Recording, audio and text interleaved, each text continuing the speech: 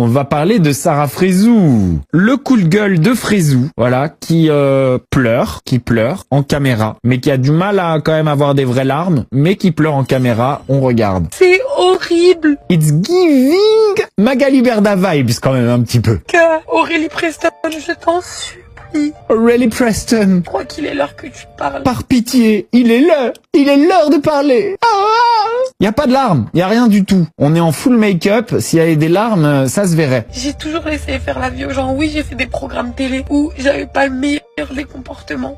J'en suis désolée. Je suis en train de me manger des foudres alors que c'est pas moi l'histoire du seau d'eau. C'est pas moi tout ça. Oui, je me suis moquée et c'était bête quand tu chantais et je m'en suis tellement excusée et qu'on s'est revus et qu'on a parlé et que je t'ai même soutenue sur certains de tes projets. C'est fou qu'il y en ait pas un, mais alors vraiment pas un qui assume. Il y en a pas un qui assume et qui dit j'ai vraiment fait de la merde à l'époque. Il y en a pas un qui dit j'ai été un enculé dans les anges. Vous savez que se faire pardonner, ça passe quand même par assumer ce qu'on a fait. Il y en a pas un qui l'assume alors que on a tous vu. Il y en a pas un qui dit on a vraiment été des enculés à l'époque. Et on regrette, je regrette ce comportement. Je me déteste pour ces comportements. Si je pouvais revenir en arrière, j'enlèverais. Je sais qu'on pourra jamais me pardonner, mais je suis désolé et ma conscience me fait payer le prix tous les jours que Dieu fait. Genre si y en avait un qui avait dit ça, ça serait tellement stylé. Il y en a pas un qui dit ça. C'est un truc de ouf. Par contre, la victimisation sur les réseaux sociaux, Magali Berda leur a appris à ses neuneux que ça fonctionne. Ça peut même t'emmener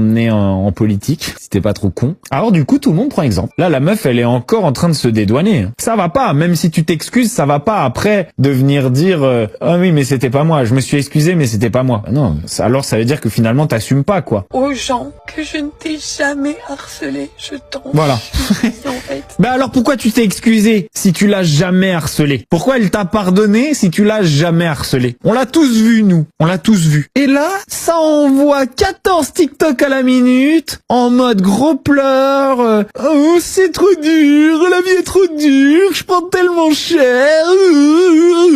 What? On n'est pas du tout attendri. Alors moi, attention, hein, je vous le répète encore une fois, il n'y a pas de haine qui vient d'ici. Ici on analyse, on critique. Je vous invite à unfollow les gens que vous pouvez plus vous piffrer. C'est ça que je vous invite à faire. Là, je me mange quelque chose, vraiment. Oh là là. Je n'ai pas harcelé les gens. Je te promets que si t'éteins ton tel, ça s'arrête. Hein. Vraiment, hein. Donc hésite pas. Franchement, ça nous évitera de trouver ça dans notre feed for you. Nous, on n'est pas friands de ouin-ouin. Surtout pas de gens qui ont beaucoup de choses à se reprocher et qui n'assument pas. Voilà. Nous, on s'en passera avec grand plaisir. Donc, je t'invite à te libérer de cette vague de haine que tu subis en supprimant tes réseaux sociaux et en trouvant un travail.